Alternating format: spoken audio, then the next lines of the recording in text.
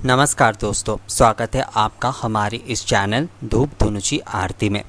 दोस्तों, आप में से मुझसे कुछ लोगों ने ये सवाल पूछा है कि हमें मंत्र बोलना नहीं आता है और हम मंत्र का इस्तेमाल करके जो है ना पूजा करने से थोड़े डरते भी हैं, यानी कि जो मूल मंत्र होता है उसका प्रयोग करके थोड़ा बोलने से डरते भी कि कहीं गलती अगर हो जाता है तो, यानी कि संस्कृत मंत्र का अगर प्रयोग ना करते तो किस तरीके से हम पूजा करें, ये ज़्यादातर लोगों का सवाल होता है। मैंने अपने घर पे भी देखा है, मुझसे आसपास के मेरे कुछ रिलेटिव्स जो रहते हैं वो भी मुझसे ये सवाल पूछे, तो मुझे लगा इसके ऊपर वीडियो बनाना बहुत ज़रूरी है। तो देखिए दोस्तों, ऐसा आपको ज़रूरी बिल्कुल नहीं है कि आपको जो है संस्कृत मंत्रों का उच्चारण करके ही जो है ना पूजा करना होगा। आप हिंदी बोल पाते तो आप हिंदी में भी भगवान को निवेदन कर सकते, उसके बोलने के बस तरीके अलग हो जाते, भावना वही रहते। आप हिंदी बोल लीजिए, गुजराती बोल लीजिए, बांग्ला बोल लीजिए, किसी भी भाषा, जो भी आपकी भाषा है ना, आप उसी भाषा में भगवान की पूजा कर सकते हैं। ज़रूरी नहीं है कि आपको संस्कृत मंत्र का ही प्रयोग उसमें करना होगा। बहुत सारे लोग ये कहते हैं कि अगर संस्कृत मंत्र का प्रयोग ना करके आप अपनी भाषा में भगवान की पूजा करते तो वो पूजा अशुद्ध पूजा हो जाती है। तो इस तरीके की गलत भावना को अपने मन में बिल्कुल बैठने मत दीजिए, क्योंकि ऐसा कुछ भी नहीं होता है। भगवान जो होते हैं वो भावना के भूखे होते हैं। तो इसलिए जो ना आप संस्कृत बोले, आप गुजराती बोले, आप हिंदी बोले, आप बांग्ला बोले, ये कोई मायने नहीं रखता। आप भक्ति से वो पूजा कर रहे हैं या नहीं वो मायने रखता है। आप संस्कृत में मंत्र बोल रहे हैं पर आपका मन जो है ना कहीं और पर है, यानी कहीं और पर ध्यान है कि मुझे ये टीवी देखना है, मुझे ये खाना बनाना है, ऐसा ऐसा मुझे सब्जी में ये आज खरीदने जाना है। तो आप संस्कृत में तो मंत्र बोल ले रहे हैं अच्छे से, पर मन आपका वहाँ पर है, तो उसका बोलने का भी कोई फ़ायदा नहीं है दोस्तों। तो इसलिए अगर आपको हिंदी में आता है तो आप हिंदी में बोलिए, आप अगर बांग्ला में बोल सकते तो आप बांग्ला में बोलिए, आप अगर गुजराती में बोल सकते तो गुजराती में बोलिए, आप अपनी मराठी में बोल सकते तो मराठी में बोलिए। दोस्तों, ये हमारे मातृभाषा ही तो है, और इसमें यानी इन भाषाओं में कई शब्द जो है ना, कई शब्द जो है वो संस्कृत से ही तो आए हैं। तो फिर हम जो है अगर हिंदी में बोलते तो उसमें कौन सी अशुद्ध पूजा हो जाती है? ऐसा कुछ नहीं होता है। आप भावना से और मन से पूजा करिए। तो अब विषय आता है कि हम किस तरीके से पूजा करेंगे अगर हम संस्कृत में मंत्र नहीं बोलते हैं। तो ज़्यादातर लोगों ने मुझसे ये सवाल पूछा है कि अगर मूल मंत्र नहीं बोलते, तो मैं आपको दोनों प्रकार से बताऊंगा। एक में मैं थोड़ा संस्कृत विषय जो है वो ऐड करूंगा, और दूसरा जो है आप संपूर्ण अपनी मातृभाषा में जो है ना उस पूजा को कर सकते। तो पहले मैं मातृभाषा में आप किस तरीके से पूजा करेंगे यानी निवेदन करेंगे किसी वस्तु को, वो मैं आपको समझा देता हूँ। जैसे देखिए दोस्तों, आप जो है धुनुची धूप भगवान को निवेदन कर रहे हैं, तो उसमें आप लक्ष्मी नारायण की पूजा कर रहे हैं या फिर दुर्गा माँ की पूजा कर रहे हैं, तो उसमें आपको बोलना है श्री श्री लक्ष्मी नारायण, या फिर हे भगवान श्री लक्ष्मी नारायण धुनुची धूप स्वीकार करें, या फिर हे श्री श्री दुर्गा माता धुनुची धूप स्वीकार करें। इस तरीके से आप बोल सकते हैं। और उसके साथ साथ जो है आप जब आरती की चीज़ें निवेदन कर रहे हैं तो उसमें थोड़ा सा बस अंतर आ जाता है, यानी कि श्री श्री लक्ष्मी नारायण आरती धूप स्वीकार करें, या फिर जो है श्री श्री दुर्गा माता आरती धूप स्वीकार करें।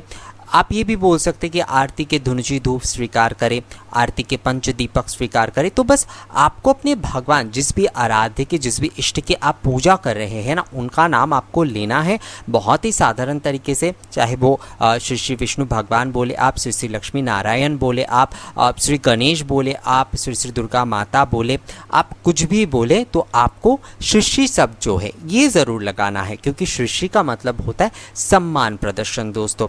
जैसे हम लोग किसी को बुलाते वक्त जी या फिर ऐसे शब्दों का प्रयोग करते हैं ना, तो श्री श्री जो शब्द होता है वो रिस्पेक्ट देने के लिए होता है। तो इसलिए आप जब भी अपने भाषा में भी बोल रहे हैं भगवान को, तो उसमें श्री श्री शब्द जरूर लगाएं। जैसे श्री श्री हे श्री श्री लक्ष्मी नारायण धुनुची धूप स्वीकार करें, श्री श्री लक्ष्मी नारायण आरती के धूप स्वीकार करें, श्री श्री लक्ष्मी नारायण आरती के दीप स्वीकार करें। इस तरीके से जो है दोस्तों, इस तरीके से आप जो है धूप दीप नैवेद्य हो या फिर पुष्प हो, चंदन हो, अक्षत हो, दूसरे कोई भी वस्तु हो, वो आप अपनी भाषा में ही निवेदन कर सकते हैं।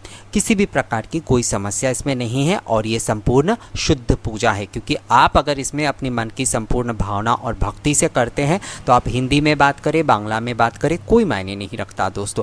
तो इसमें जो है ना, आप इस तरीके से पूजा कर सकते हैं। अब दूसरे एक तरीका मैं आपको बता रहा हूँ जिसमें थोड़ा सा संस्कृत शब्द का अगर आप प्रयोग कर पाते हैं तो अच्छा है। इसमें भी आपको यही बोलना है कि श्री श्री लक्ष्मी नारायण ही आपको बोलना है, या फिर श्री श्री दुर्गा माता ही बोलना है, या श्री श्री भगवान शंकर ही बोलना है आपको।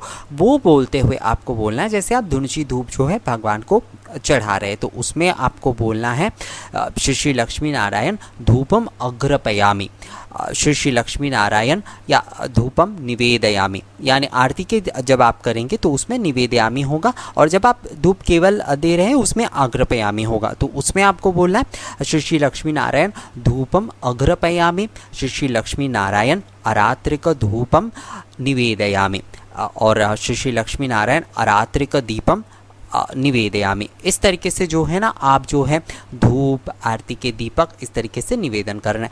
आरती के जब आप चीज़ें निवेदन करेंगे और जो पूजा के वस्तु आप निवेदन करेंगे उसमें बस यही अंतर है कि जब आप आरती के लिए कोई वस्तु निवेदन कर रहे हैं, यानी धुनुची धूप कर रहे हैं या फिर जो है पंच दीपक आप निवेदन कर रहे हैं, तो उसमें आरती शब्द का प्रयोग करना ज़रूरी होता है। आरती या अरात्रिक ये शब्द जो है आपको प्रयोग करना है। जैसे कि आप श्री श्री लक्ष्मी नारायण धूपम समर्पयामि बोल सकते हैं, धूपम अग्रपयामि बोल सकते हैं, और उसी तरीके से आरती के समय आपको बोलना होगा अरात्रिक धूपम निवेदयामि। अरात्रिक या फिर आरती धूपम भी बोल सकते हैं, आरती धूपम निवेदयामि, आरती दीपम निवेदयामि। इस तरीके से जो है आपको आरती के जो धूप दीप है वो आपको निवेदन करना है। वैसे दोस्तों निवेदयामि जो शब्द होता है ना, वो धूप दीप में आप हर समय बोल सकते हैं। धूप दीप और नैवेद्य जो होता है उसमें आप हर समय बोल सकते हैं। तो आप निवेदयामि भी बोल सकते हैं, आप समर्पयामि भी बोल सकते हैं, आप आग्रपयामि भी बोल सकते हैं। पर क्योंकि आप जो है यहाँ पर संस्कृत में पूरा नहीं बोल रहे, तो इसलिए अगर आप समर्पयामि बोलते हैं या फिर आग्रपयामि बोलते हैं, आग्रपयामि यहाँ पर ज़्यादा अच्छा रहेगा और आपको याद भी रहेगा शायद। और निवेदयामि जो है, क्योंकि डिफरेंसेस अगर दोनों में नहीं होगा ना तो कई समय क्या होता है, थोड़ा कन्फ्यूजन हो जाता है। तो निवेदयामि, आग्रपयामि, समर्पयामि तीनों ही जो शब्द है, आप जब केवल धूप से पूजा कर रहे हैं, यानी धूप, पुष्प, ये सारी चीज़ें से जब आप पूजा कर रहे हैं, तो धूप में आप इन तीन चीज़ों का समर्पयामि, आग्रपयामि, निवेदयामि ये तीनों ही बोल सकते हैं।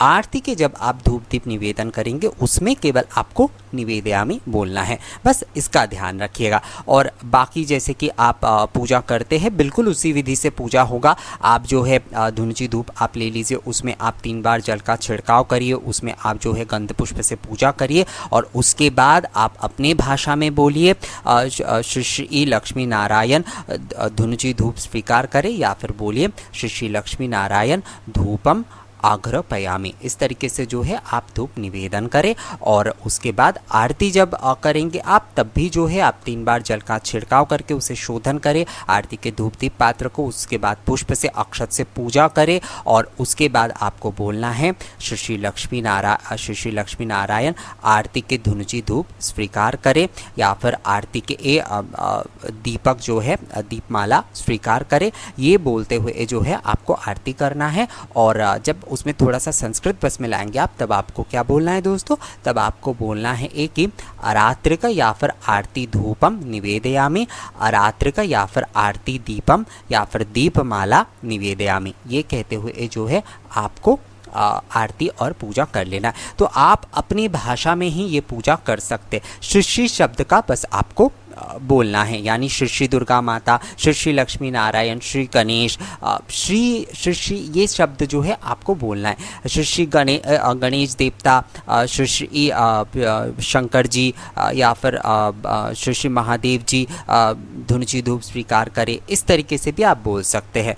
यानी श्री श्री बस आपको इस्तेमाल करना ही है। ये विषय जो है आप अपने दिमाग में रखिए, और बाकी आप हिंदी में बोलिए, आप बांग्ला में बोलिए, आप गुजराती में बोलिए, मराठी में बोलिए, तमिल में बोलिए, तेलुगु में बोलिए दोस्तों, भोजपुरी में बोलिए, जो आपकी भाषा है वो आपकी मातृभाषा है, वो भारतीय भाषा है। उसमें जो है ना कई सारे जो शब्द है हमारे वो संस्कृत से भी है, हमारे अपने लोकल कुछ शब्द हैं, तो ये हमारी मातृभाषा है दोस्तों। इसमें अगर हम अपनी भगवान की पूजा करेंगे, क्योंकि ज़रूरी तो नहीं है ना कि हर समय हम हर मंत्र जो है, प्रार्थना के हर चीज़ें जो है वो हमें संस्कृत में आएगा।